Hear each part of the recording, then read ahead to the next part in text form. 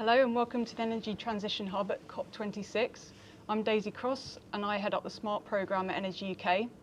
And there's been a lot of talk at COP26 so far about the big transitions that are needed. So big government commitments, things that the tech industry needs to do, things that other industry needs to do to enable a transition to net zero. And not so much has been said really about the role of us as individual customers in that transition. So we've heard a bit about having to change the way we eat and also change how we travel. But also there are things that we will need to change at home in terms of our usage. And so that's going to be a really key part of the transition. And the SMART rollout has been underway for some time now. We're making really good progress with it. Customers are already seeing benefits in terms of seeing what they use in pounds and pence in real time and understanding that. And also we've got time of use tariffs out there, so customers are being encouraged to shift their demand to off-peak times, which is really important. A statistic I quite like is that if everyone in the country used a smart meter, the carbon savings would be equivalent to 70 million trees. So that's pretty big difference that's going to make. And of course, no additional cost to the customer, and you can already get one. So today, the panel is going to be talking with me about what actually does a smart meter do for customers, what are the benefits to the customer, and also what are the wider benefits. So how can smart benefit the network, and what are the future and long-term benefits a smart meter is going to enable. And also, how can we drive that transition? Is there anything that we as organisations can do to help drive that? So I'm joined today by an excellent panel, so thanks very much for joining me. So on this side, we've got Dan Brooke from Smart Energy GB, so he's the Chief Executive, and that's a huge customer change programme that is underway, and that's the national campaign for the SMART programme. And then we've got Andy Manning from Citizens Advice, so Andy heads up the energy systems side of things, and that is a big consumer group that we work with regularly. And then we've got Steve Cunningham, who's the Chief Executive of Geo, which is a big innovative energy tech provider. Mm-hmm. And we've worked with Steve before on an in-home display that is for people with accessibility needs. And we've got Jason Stevens, who's Principal Consultant at Engage Consulting. And Jason's got decades of experience working for energy retailers and has been on the SMART programme since the very beginning, so very much knows his onions. So thanks very much everyone for joining. So I suppose it seems like a good time to talk about SMART. So I think it was yesterday, Sir Patrick Vallance was talking about the importance of behaviour change in driving the energy transition. And tomorrow is Cities and Built Environment Day at COP. So with that, first question, I suppose, is about the energy transition. So I think I'm going to call on Dan first. So Dan, how exactly are smart meters going to drive the transition to net zero? Thank you. Very good question. And thank you to Energy UK for putting on the event, to RES for hosting. I think there's two answers to that question from each different end of the telescope. Smart Energy GB is, as Daisy said, the consumer engagement body for the smart meter rollout. So I have a tendency to talk about these things in consumer-oriented language and terms. So bear that in mind. The first end of the telescope, I think consumers tend often to think about things in terms of problems and solutions. So what is the problem here? The problem here, we all know what the problem is, but actually consumers don't necessarily have a clear understanding of the science. But for simplicity's sake, we're burning oil, gas, coal, petrol in order to create energy to live our lives in the way that we want to live them. But that is causing carbon dioxide in the air and the catastrophic climate consequences that we're all experiencing, and the consequences of that for humanity, whether that's someone who lives in the UK or another part of the world.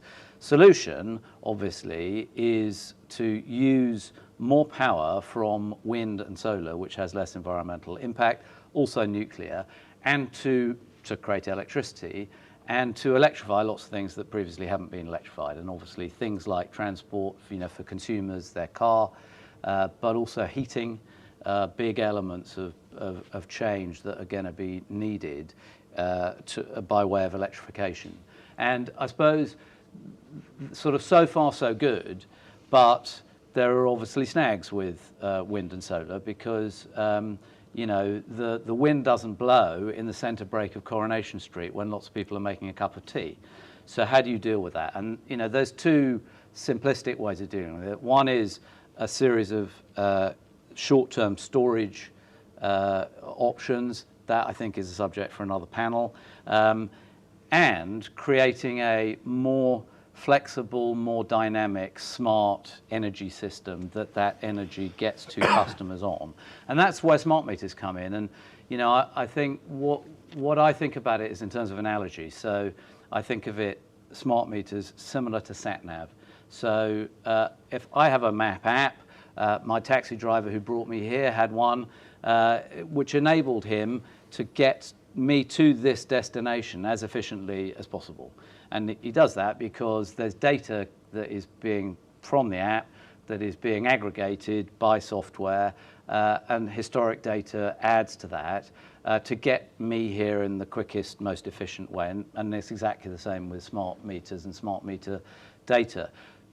Smart meter data helps engineers get energy around the system in the most efficient way. And I think the really important thing to say about this is it's not essential. Smart meters are, the system will work just as I can get from A to B without a sat-nav device. It's just the thing is, if I have a sat-nav device, the efficiency with which I get there and the consequences that have in terms of time and money will be greatly different.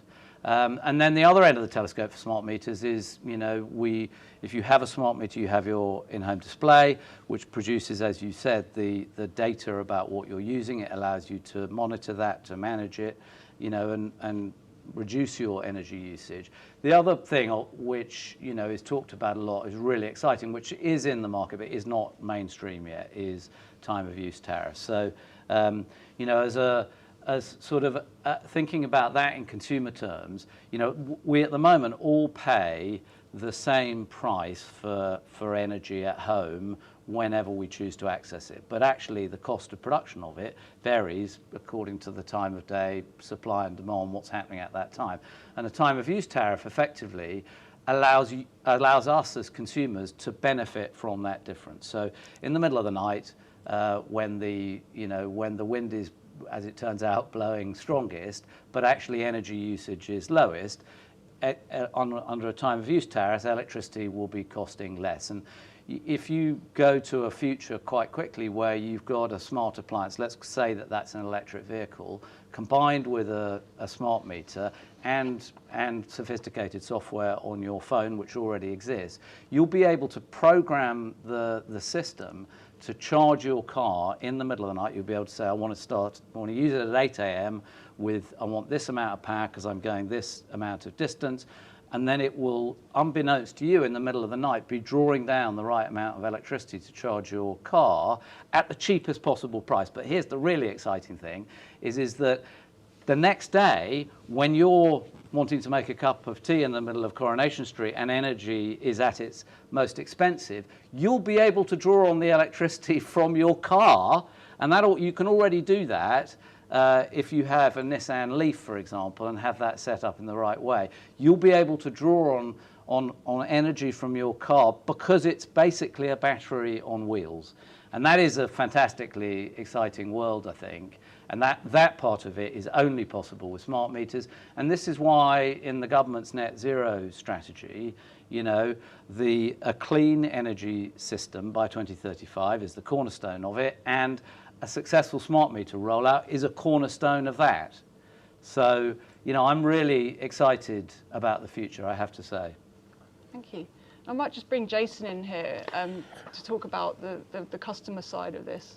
I think, you know, what Dan said here is absolutely right. I think ultimately, what smart meters are doing in the immediate time is we are making energy visible to consumers. So with the IHD and you know, suppliers having apps and technology like that, we're actually making energy visible. So we're actually consumers can actually understand more about what they use. And, they're able to make decisions about their energy use immediately, rather than in the old world, you kind of sit back and say, I wish I'd have done that 3 months ago, because that's the first that you know that you've got a spike in your energy consumption in a quarter. So, I think that is, the immediate benefits. And then when we go to things like prepayment, the smart metering infrastructure, it makes things far more convenient with remote top-ups and interactions with the meters. Just from a carbon savings perspective, for example, if a customer is in need of help or if there's something wrong, with smart meters, the energy supplier can remotely diagnose that, and in 99% of the cases, I would think, is able to take action remotely. So, you don't have to send the man in a van in the middle of the night to actually go and fix things. So, there's all those little bits that all add up. And we saw an example of the extra benefits during the lockdown, didn't we? And we were installing, so customers who want prepayment meters were able to get those. And maybe if you just explain a bit about the top-up. Yeah, so the COVID pandemic was a great example of being able to make use of the smart technology. So certainly in terms of vulnerable customers, a lot of the energy suppliers were targeting those customers, prepayment customers, the vulnerable ones in particular during the pandemic, to get them smart meters installed so that consumers could top up without having to leave home, without having to risk going into an environment that was clearly unsafe at the time. And we've also got the additional functionality of being able to extend friendly credit periods and things like that, all remotely. Emergency credit facilities can be extended and increased remotely, all to help consumers. So, as you've said, it was such a positive from the pandemic that we saw that activity. Thank you. And Steve, I don't know if you've got any experience of, because I know you're doing lots of innovative work on green products, and if there's anything you're seeing as part of your research into that. Yeah, so I think, so what Dan talked about at the start in terms of smart meters creating that sort of the difference between using a map to try and navigate from somewhere to somewhere else and using your sat-nav. I guess what we're seeing with products now is consumers can get, you mentioned apps, there are some white goods that will talk to smart meters, first few thermostats that will start to talk to smart meters and understand when's the best time to shift your heating. So maybe preheating your house, maybe stopping heating a little bit early to avoid peaks in carbon emissions. But we're really right at the very start of that journey of products being really interesting for consumers. Completely agree. And to sort of take your map analogy a little bit further, it's the difference between going from a map to GPS, so sat-nav in your car, and then going from sat-nav in your car to auto-drive cars. And really where we need to help people to get to is they shouldn't actually have to think about that business of when should I be using my electricity, when should I be charging my vehicle, actually what sort of heating do I want to use in my house. That should all be something that there's just enough data in the system to help that to happen. And I think, up until this year, those products have been really quite early stage. I think what we'll see over the course of 2022 and going into 2023, though, is a real evolution of the capability of products to deliver that seamless benefit to customers. And I think that's the really key step. Is visibility is great. Yes, in the immediate, it's there's an immediate need. Technology will advance and will develop, and I think we've spoken before on this, Stephen. I think you scratch this. We're only scratching the surface in terms of the capability of the meters that we've got out there. And that's the beauty is the smart rollout with the meters we have today has a good 15-year life ahead of it, and we're just at the very start of that. You mentioned, Dan, we're part way through, but we've still got a long way to go just to get everybody a smart meter, let alone to make the best of all of the data. So I think watch this space in terms of what comes out next year. I think you'll start to see the first really exciting consumer elements that work with smart meters, but it will only get richer and richer from there. So there's lots to get excited about. We're obviously all sold on the benefits of smart and very evangelical about it. But I suppose what is the role of the customer? I might turn to Andy now just to ask, So customers can already get smart, they can already access a lot of the benefits. Yeah. Is there something missing that is stopping the rollout ramping up further at the moment, or is it just timing?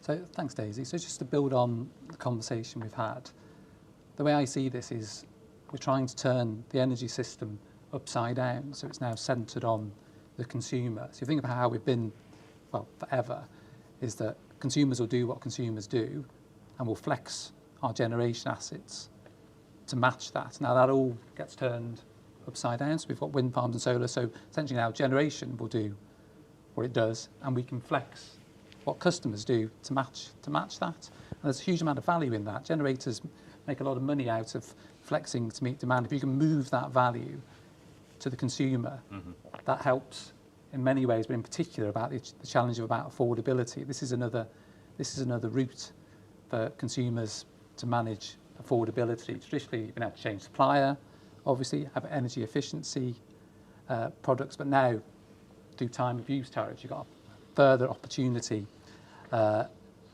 manage your affordability. So in terms of what role consumers will play, particularly in the transition to net zero, I think the key thing to recognise is that it can't be achieved without consumers. It simply won't be delivered unless consumers engage.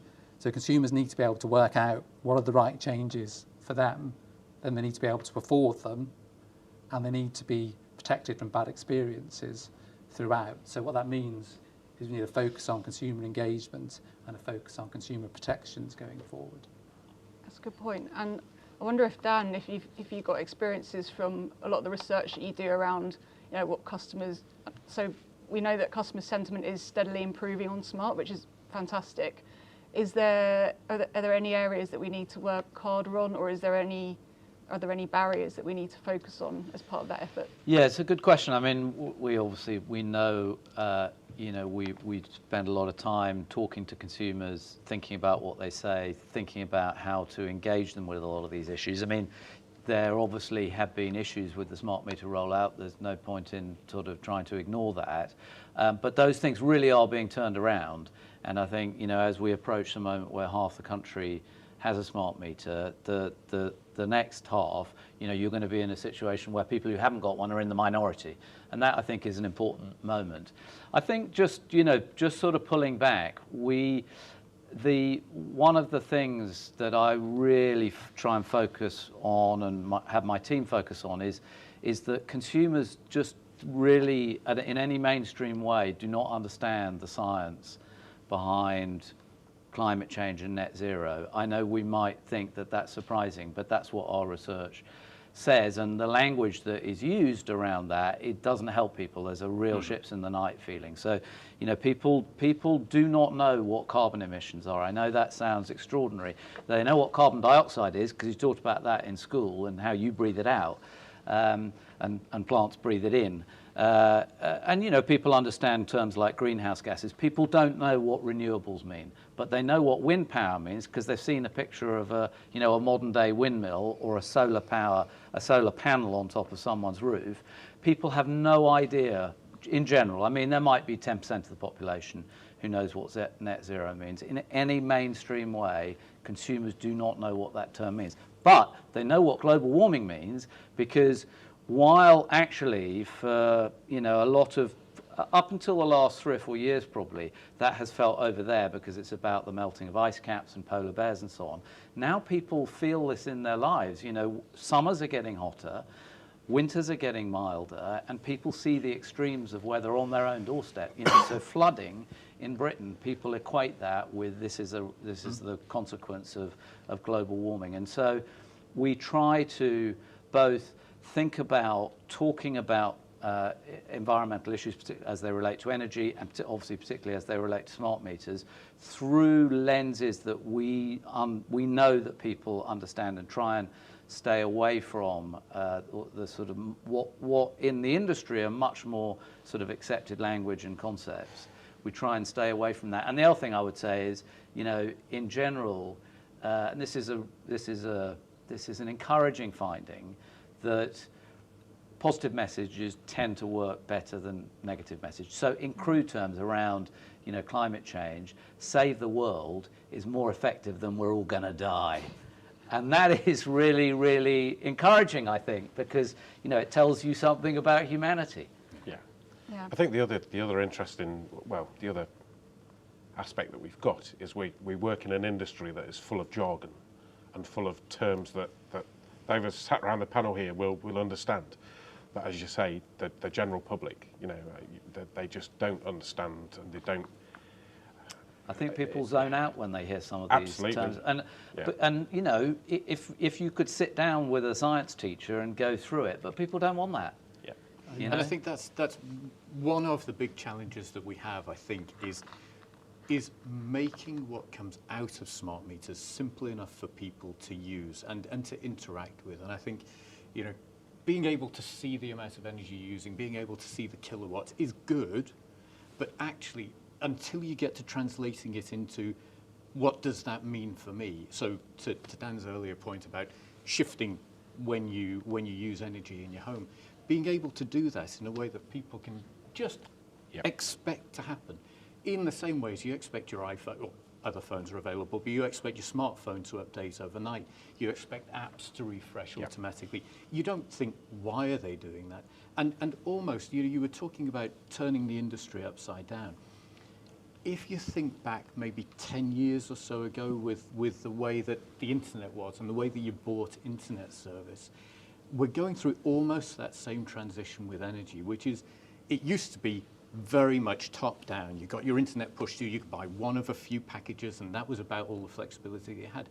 And it's been a very cliched phrase, but it's been democratized. The internet has now become run effectively by the users of the internet.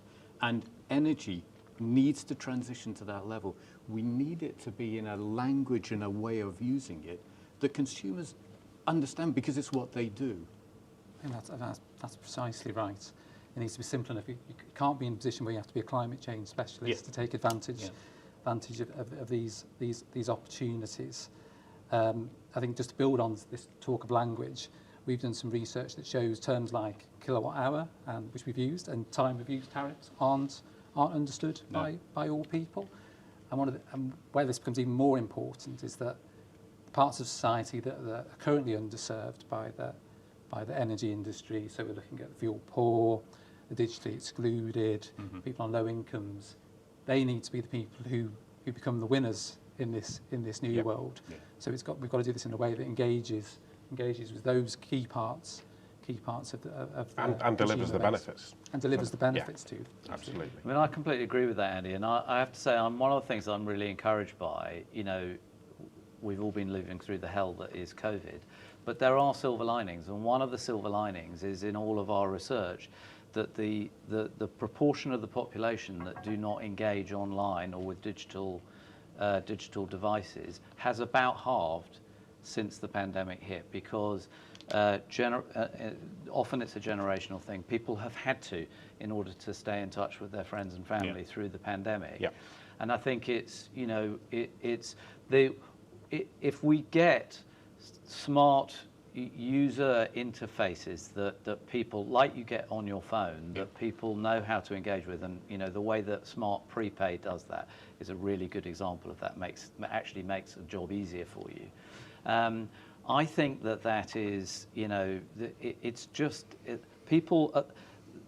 One of the terms used back at our ranch a lot of the time is that energy is a low interest category for consumers. There are lots of other things that you like thinking about, but actually it's a fundamental to life. It costs quite a lot of money.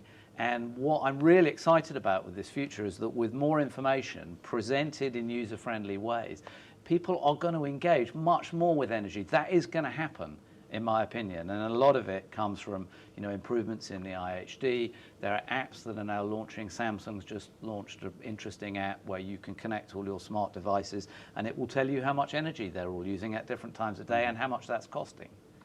I might turn to Jason just to ask about, so obviously energy suppliers are the main interface that customers have. That's where their relationship starts with their energy usage.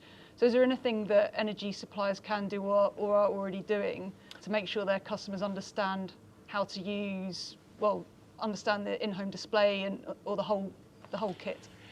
Look, I think as part of the smart rollout program, we've tried to certainly make sure that consumers are given demonstrations of the equipment that they're getting, so that they can understand it and best use it. The installers will carry out energy efficiency sort of activities and try and provide some energy efficiency advice that is relevant to the consumer based on what they can see in the home. And we have seen some really good examples of energy suppliers doing follow-up to that. So, our engineer has noticed this and referred them internally to the energy efficiency team, who've then gone on to deliver further energy efficiency measures. But I don't think we're doing enough of that, and I don't think there's enough links to the other eco programs and things like that where, wouldn't it be great if that was all kind of joined up, and that there was it was seamless for the consumer. So it's not basically we're telling you that you might want to do this or you ought to do this. We'll do that for you. It will become a seamless process from a consumer perspective, and as I say, linking all those, particularly those government policies that are all out there. And it would be really nice to have those linked. I think we've already mentioned, time of use tariffs, even though that's probably not a great phrase that we should be using. We need to really think of that. Jargon, isn't it? But there are some really innovative tariffs out there at the moment, and we need to see those develop, and we need to see those, as Steve's mentioned previously, we need those to become seamless to the consumer. But we do need to see a lot more development of those. We've got the EV, electric vehicle charge come in. We've got 2030 coming very, very quickly. It will be here before we know it. We need to make sure that that tariff innovation and product innovation happens quickly. And unfortunately, and this is not a criticism of this industry, we don't have a great reputation for delivering change of the scale that's needed like this quickly. As an industry, I think we have to learn to do that, and we have to make sure that the industry frameworks, the codes governance, etc., are fit for purpose to enable that transition. Because my view at the moment is they're not. Yeah. But we're partway through the rollout. We're not quite halfway through. No. And I think, back to what we were talking about earlier, we're still at the early stage of having the tools for retailers to be able to make that journey work for customers. Dan's talked about some of the apps that are out there already today. There are capabilities like, the same way as you'd see your Barclaycard bill, your Amex bill disaggregated, there's capabilities to disaggregate energy bills now to help people to see why their bill is what it is. Yes, I can see how much money I'm spending, and I can see when my display is red or green, but now I can see, my heating system is using that much, and my washing is using this much. So that starts to give people a bit more context around it. And again, that's something that retailers can deliver. Building off the back of that with information, so whether it's direct from the retailer or actually being provided through the system automatically, giving people choice, giving people the ability to see why it's worth getting a AAA rated washing machine, or why it would be worth doing whatever insulation measure. I think it's going to be really key. But again, I think we're at that point where the technology that we've got today is mature enough that we can go on that next part of the journey now. And I think that's but it needs to happen quickly. Yeah, that's the exciting bit. We do need, we're sat here in Glasgow in the middle of COP26, where the urgency is abundantly clear to everyone. That's, and we've got to. I think the impetus now is we get need cracking. to do something with it. Can I add to that from Citizens Advice's experience? So Citizens Advice is the statutory advocate in energy, so we're the official watchdog, which means that, amongst other things, over 1 million energy consumers use our services every year, which gives us an insight into what issues consumers are facing and what they'll face in the future. So some of the things we've learned from our focus groups is what consumers really want as we go through the energy transition. It's trusted, unbiased offerings. They need to know where to go to get to understand who are the right providers for them for certain services, who are trusted and trustworthy installers. So suppliers are a key part of this, but it's that independent, unbiased advice that consumers particularly value, and also protections if things go wrong. If we're asking people to do things in their homes to make changes, they've got to be assured that the right things for them, and then know if something does go wrong, even if they sign up to a time of use tariff, doesn't work out to be in their value, what protection is there for them? So we've really got to work on consumer engagement, consumer protection. And actually, on that front, I mean, that's where this ability to use the smart data, actually to help people. It's a completely trivial example, but if you looked at the example of you go onto Trainline and you look for a train ticket, you can see all of the different train tickets, and you can see why that one's better than this one, and you ought to be able to do that. Okay. It's unlikely that you'll get any one of the retailers to show you other retailers' tariffs against theirs on your in-home display in your home. But there's no reason why, with the smart data that they have, if you're on a smart meter at home, why they couldn't tell you which one of their tariffs is best for the way that you use energy. And I think those things, which are really practical things we could do today, would give people a lot of confidence. If you could look and say, oh, great, I'm with supplier X, and I can press this button on my in-home display, and it'll tell me, for my specific energy use, not an average, but my specific one, this is the best tariff for you to be on. And that's why a time of use tariff would work for you, for example. I think that would give a real underpinning security to things. I think there is this notion, however, is that our consumers, do consumers trust their energy supply? We know that trust is not great in our industry. There's also that notion of why would an energy supplier want me to use less of his product? But I think we're moving on from that now. Hopefully we're moving on from that now, and that attitude is changing. I think the focus from events like COP26 here, I think that level of trust and that level of we all need to act as citizens, and as organisations, we're all committed to helping our consumers reduce the consumption, etc. Hopefully that we're going through that transition now, and we won't be in that position where, as I say, where customers saying, well, why does an energy supplier want me to use less of its product? A bit like turkeys voting for Christmas kind of thing. Yeah, and look, as someone, I come from, all my life I've spent working in the television industry, so coming into the energy industry, it's really fascinating. It is not a particularly sort of consumer-focused, customer-oriented, and that's because it's a very complicated thing to do, to create energy and get it into everyone's homes where there are no blackouts and everything works. That's fantastically complicated. But I think this whole sort of concept of with more information in your hands, presented to you in the right way with tools that are useful to you, I just think this is going to be transformed. And the other thing is that, when you give consumers good products that make sense for their lives and they have utility for them, they really like it, and they really like the companies that provide those things. So I definitely think that trust is going to be an issue, but people will change their energy habits as a result of having more information. So just give you one example. I suspect there's going to be a world where supermarkets are going to get into the energy sector. Now, if you imagine, Tesco, Sainsbury's, that currently they offer incentive schemes within their relationship with customers via Club Card, via Nectar Card. Imagine that in the energy industry, where for good energy, conduct that helps the system, helps the environment, you're going to get rewards, and that's going to produce the benefit for you in the same way that, I have a Club Card, I get a benefit from that, every other week when I do my shop. Yeah. I just want to.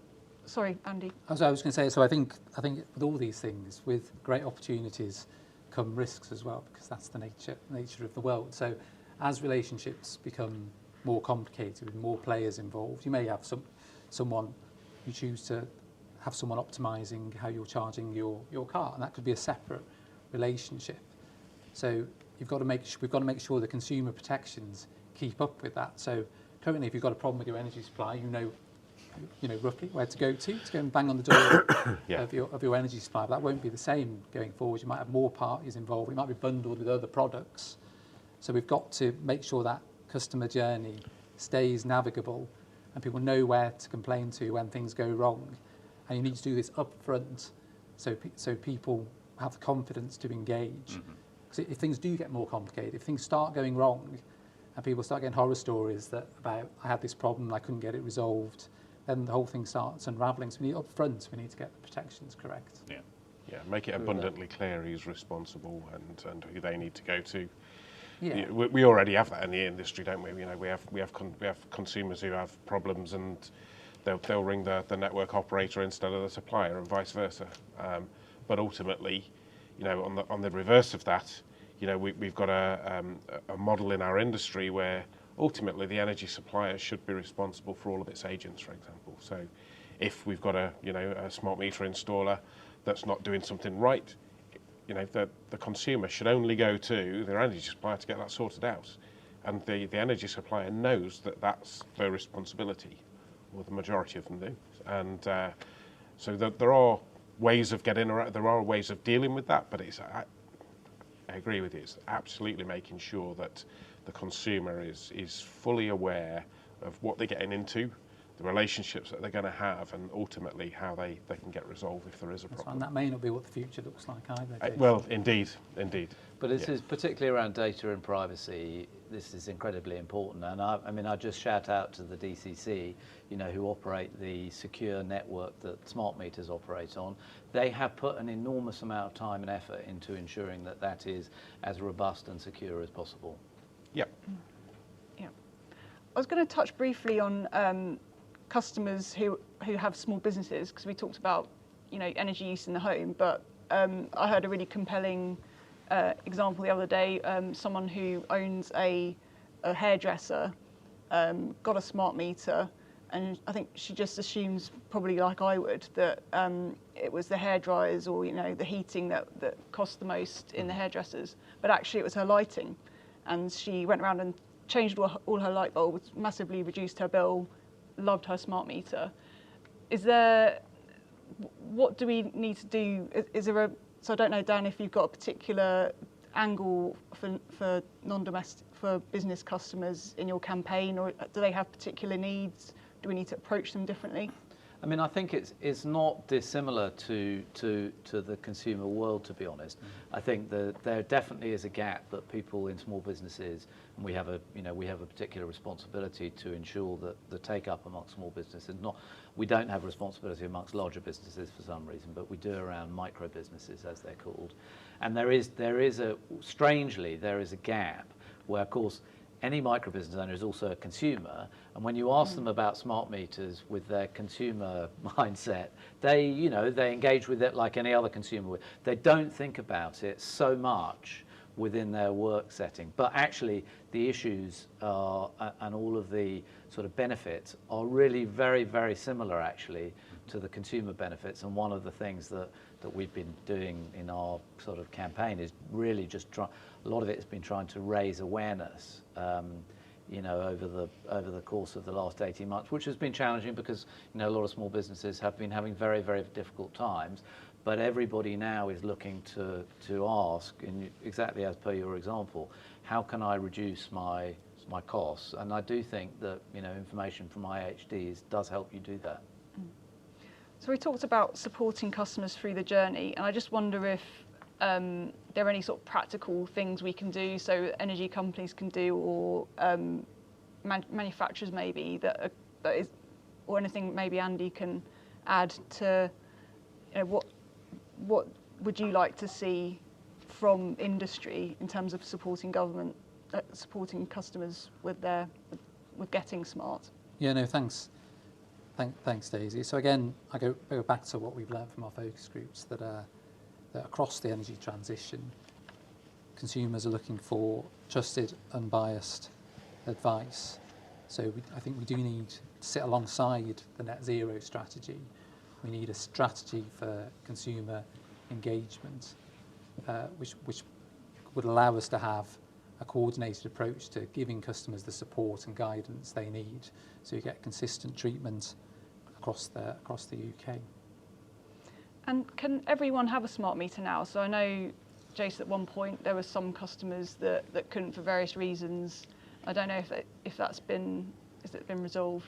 So I think, yeah, you know, there's clearly been some barriers, some technology barriers, and some barriers related to premises, but we've slowly been working through those, and we're now at a stage where, certainly in terms of the different types of meter that we need for different property types, those are all available now, and then they are available in the supply chain.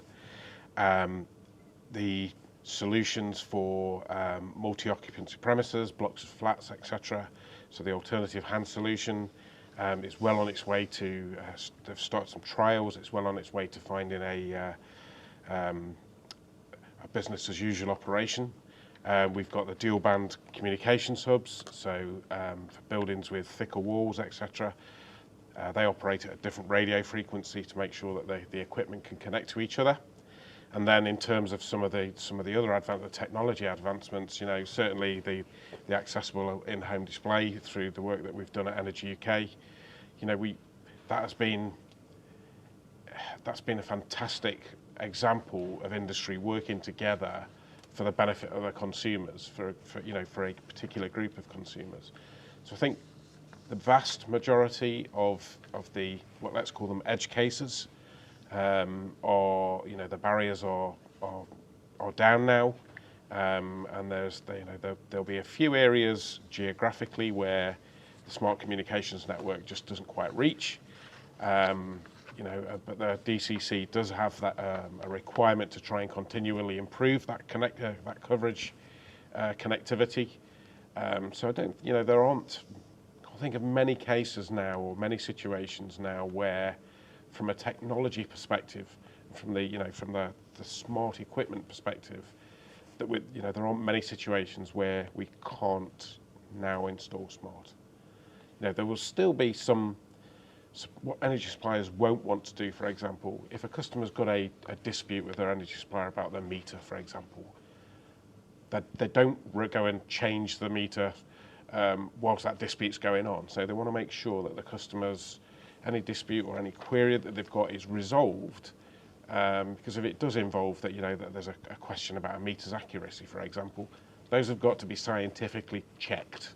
So, you know, if you take that off the wall and throw it into a skip or into a collection bin, it's lost forever. So there will be certain pockets of consumers that might not be eligible for other reasons. But as I say, certainly from a technical perspective and the operational perspective, there will be a few possible edge cases where there's still some solutions to be required. But I can't think of many now. For the vast majority, I mean, there's 13 million homes to go on the smart meter rollout. For the vast majority of those 13 million, smart meters now, you know, all of that stuff about the early generation of smart meters and SMETS1, and it's difficult to be adopted, and you had all the stories in the press about, oh, my smart meter turned dumb because I changed supplier. All of that now is in the process of resolution for existing customers. For new customers, actually the process is there. So there is, for 90+% of those 13 million homes still to go in the UK, and small businesses still to go, there's nothing that will get in the way of the smart meter rollout. So it's there for people to take advantage of. The technology in terms of the displays and the apps around those displays and the capabilities actually are reaching that maturation point we were talking about earlier, where really all of the early teething problems that were there in the system are through. The standard of capability, the standard of information that people will get, the standard of availability of that information as well is really, I mean, I look at the UK rollout, and I know it's had its detractors over time because we picked a complicated way to do things. We picked a complicated way to do things because we had a complicated market. But actually, the UK rollout is still, I think, one of the standout things that this country's done. It's still better than the rollouts in virtually every other country you want to look at, even second-generation rollouts. The capability that consumers get in their homes from the UK smart meter solution, with both fuels being represented there, is better than you would get anywhere else. And the amount of data that, in most smart meter rollouts around the world, there is no concept of consumer information at all. In the UK, it's the primary thing. Most people still look at their in-home display and think, that's my smart meter, because it's so prevalent. So I think if there's one thing that we could really do for consumers from here, it's standardizing the way that we communicate things through things like in-home displays and CADs. And you know, the tractor mark for food goods is a kind of example of, if we could get to the point where we had those, you know, if you saw a green button on your in-home display and it said, press me now to get a saving, if there was a way of trusting that that green button was valid and authenticated, I think that would be a really, really neat next step, is to find a means of making consumer advice given through an in-home display or an app validated against some wider system. With the protections that Andy's... Hence the validation bit. But I can see Dan's nodding Well, I away just through completely all of that. agree with this story about, you know, this is a major piece of infrastructure upgrade that this country is really, really going to benefit from in the long run. And obviously there have been issues, but it is really, really turning around now. And you know, all the details that you give there are just are some of the many examples of why that's the case. So. I've no doubt that there'll be lots of further complications, but this is not an easy task, and the benefits are enormous. I would just say, because I was keen to say this, we get quite rightly excited about some of the opportunities, but just being able to have an accurate bill and not have the worry that I could later be getting some extra costs I didn't think about. Is a huge value for consumers. Just in it is for many consumers. It is the be all and end all, isn't it? Let's face it. So resolving it is not easy. Or not having to take meter reads. You know, not having the expense of someone coming round to read your meter, but also for a lot of people, their meter isn't necessarily accessible. They're having to climb on a ladder to get to it. It's not necessarily climate related, but an added benefit. If you're elderly or you have accessibility issues, you know, that's a big issue with your, you know, if you've got the accessible IHD and you're blind or partially sighted, you're able to engage with it in a way that you can't do with your current meter, because your current meter can't speak. But the accessible IHD can. I think that's a really, really key point, is, you know, a significant part of the population really hasn't been able to engage, even whether they wanted to or not, engage in the energy debate at all, whereas you're right, now they can. Yeah, and we've got to, as I said before, we've got to make sure those that haven't engaged to date are the ones that get the benefits. It is those are the people who need the benefit most in terms of affordability, those in fuel poverty, and those are the people who have been overlooked so far. So we've got to find a way of engaging with those difficult to engage with people. So just a general question then, Andy. So a lot of what we're talking about here is going to be relying on consumers taking action. So what we're seeing as a result of the event here in Glasgow is, you know, there's going to become a point where it's probably more of a moral obligation to take action to fight climate change. So obviously at the moment, consumers can, if they don't want a smart meter, they can just say no, don't want one. And the energy supplier is going to keep asking, because they're required to throughout the rollout period. But if a customer keeps saying no, what do we do in that situation? You know, we get to a point where energy suppliers have tried 20 times throughout a year, for example, desperate to help the customer, desperate to give the customer the tools that they need to help themselves, but we just can't somehow convince them. How do we deal with that? So do you think?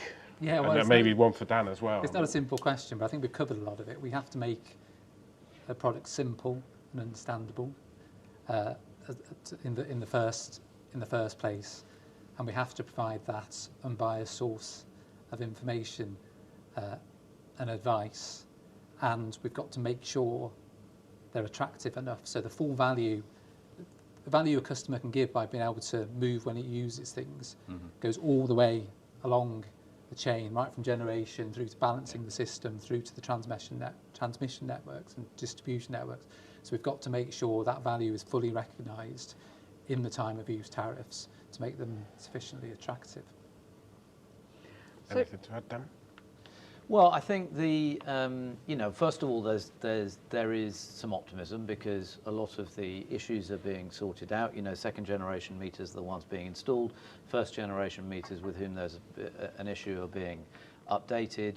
And the one of the things that we see as another silver lining out of COVID is the extent to which people say we all need to come together to do our bit. Yeah. That has gone up. And that I think, and since a smart meter actually is one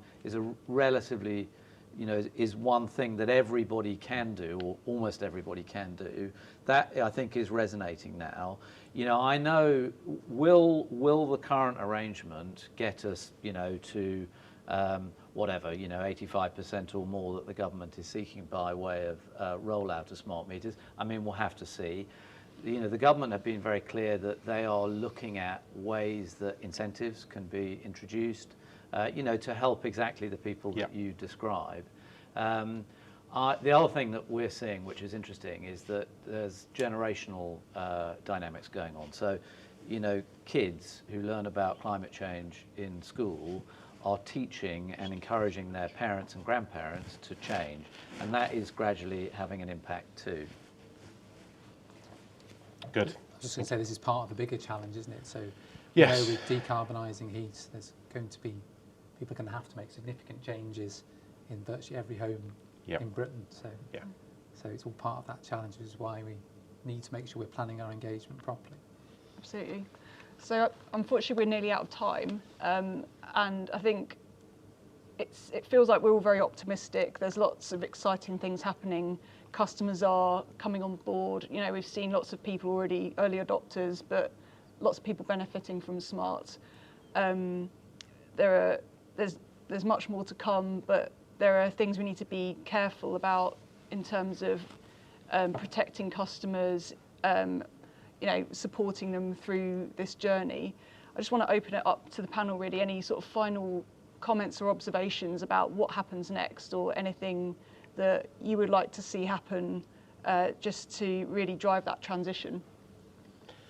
I'll kick off. I think that I think the key thing that I highlighted earlier is that the industry hasn't necessarily had a great track record of being able to adapt and react and deliver quickly, and a lot of that is down to the frameworks that we operate in. And I think that is something that we really need to have a look at to make sure that the frameworks that we are operating in are fit for purpose and are able to be flexible and to adapt and change quicker, because without that we can have all the technology in the world available to us, and we can have all the data available to us, but if we aren't able to adapt and change the whole system quickly, then I think there are opportunities. We're losing time. And I think we're seeing certainly from the COP26 all the headlines here are basically saying we need to act now. And I think we just need to have a good look and make sure that the industry frameworks are fit for purpose. Even some of the newer codes and governance that we sit around are still very clunky and still are very, very difficult to inflict change. So what we are seeing, though, some positives from the Smart DCC. So we know that they're looking at different ways of contracting with some of the new service providers to make sure that they've got a system that can be changed quickly and that it's not going to cost lots and lots of money. Very quickly from my side, I think it's just make the data work. We just need to be showing people that they can save money. So we've got the opportunity, we've got the platform, just make it work for consumers. Well, thanks very much everyone for joining me. Big thanks to my panel, so Jason, Steve, Andy and Dan, and thanks to everyone for watching. So we've got another session coming up tomorrow on flexibility, which we hope you can join us for. But in the meantime, thank you from Glasgow, and it's been a pleasure. Speak to you soon.